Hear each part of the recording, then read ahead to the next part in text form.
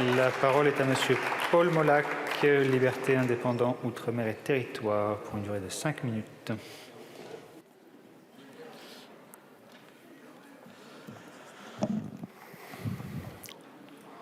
Monsieur le Président, Madame les ministres, nous sommes amenés à débattre à propos de la déclaration du gouvernement sur les négociations en cours avec plusieurs pays d'Amérique du Sud réunis sous la bannière du Mercosur. Je dis cela car il s'agit bien de la déclaration du gouvernement. On sera pour ou on sera contre. Mais si on est contre le Mercosur, on sera donc pour la déclaration du gouvernement. Je tiens à le dire pour que les choses soient bien claires. Ce projet d'accord de libre-échange est souvent légitimement présenté comme un accord viande contre voiture. Le gouvernement a choisi de saisir l'Assemblée nationale de ce débat et de soumettre cette déclaration au vote. Nous saluons cette méthode. Au vu de l'importance du sujet, bien sûr, le Parlement se devait d'être consulté. Un petit regret, il eût été souhaitable que nous eussions votre texte au préalable. Je dois avoir ce soir une certaine unanimité et je vois que l'opposition au Mercosur fait ici l'unanimité. Ce n'est pas si courant.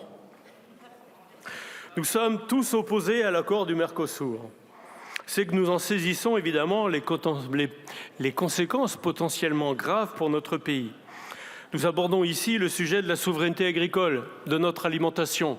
On peut se passer beaucoup de choses dans une journée, voire deux, voire une semaine. On ne peut pas se passer de manger. Et ça, c'est essentiel. Ce sont des besoins absolument essentiels.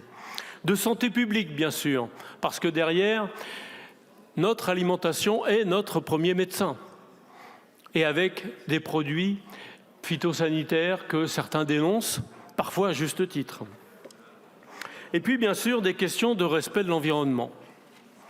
Les accords de libre-échange ne peuvent avoir pour conséquence de mettre plus en difficulté nos producteurs déjà en souffrance, ni porter atteinte à la qualité des produits achetés par les consommateurs en France. À l'heure où la révolte gronde à nouveau, il nous faut montrer notre soutien à un modèle et à un monde agricole en crise. La position de notre groupe ne souffre aucune ambiguïté. Nous sommes résolument défavorables à cet accord du Mercosur. Nous l'avons d'ailleurs toujours exprimé. Je tiens ici à souligner l'initiative transpartisane menée avec nos collègues Marie Pochon, Julien Dive, Loïc Kervonde, André Chassaigne, Sandrine Neuffer, Pascal Lecamp, François Ruffin ou encore Dominique Potier. J'ai également une pensée pour Frédéric Descrozaille et Sébastien Jumel avec lesquels nous avions entamé ce travail sous l'ancienne mandature. Cette mobilisation n'est pas nouvelle et si le sujet est aujourd'hui en haut de la pile avec un consensus général des forces politiques, relevons que c'est bien au sein de l'Assemblée qu'il a été travaillé avec des représentants de tous les groupes de l'arc républicain. Pour revenir à ce projet d'accord, disons les choses simplement. Nous avons besoin de nourrir nos populations avec une alimentation de qualité, dans le respect des agriculteurs et de leur bien-être et dans le respect de l'environnement. Les producteurs doivent pouvoir percevoir le juste prix de leur travail. C'est le b.a.-ba. Notre rôle consiste à tendre vers ces objectifs d'une production alimentaire saine, durable et de qualité, et non à céder face au lobby d'une agriculture mondialisée. Ces accords de libre-échange élaborés au sein de la Commission européenne comportent des dispositions bien éloignées de nos préoccupations essentielles. Comment expliquer aujourd'hui à nos agriculteurs, à nos consommateurs, que des produits sud-américains vont être importés et commercialisés avec des normes sanitaires, sociales et environnementales bien inférieures à celles que l'on applique sur nos territoires ?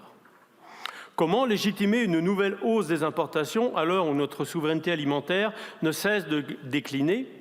Car rappelons, les nouveaux contingents ouverts pour la viande bovine ou la viande de volaille, pour le maïs, le riz, le sucre, se traduiront par un déclin des productions chez nous. Certains diront qu'il s'agit de 1,6% par exemple de la production européenne pour la viande bovine, 1,4% pour le poulet. Mais 1% de surproduction en agriculture, c'est 10% de prix en moins. On voit tout de suite le marasme que cela pourrait générer en fait chez nous directement. Comment justifier enfin qu'on accélère la déforestation en Amazonie pour vendre un certain nombre de produits et porter atteinte aux peuples autochtones. L'enjeu est majeur aujourd'hui concernant l'avenir de nos sociétés, de notre planète. Nous ne pouvons laisser le pouvoir à la finance avec la spéculation foncière et la malbouffe. En matière alimentaire, la souveraineté doit être la règle.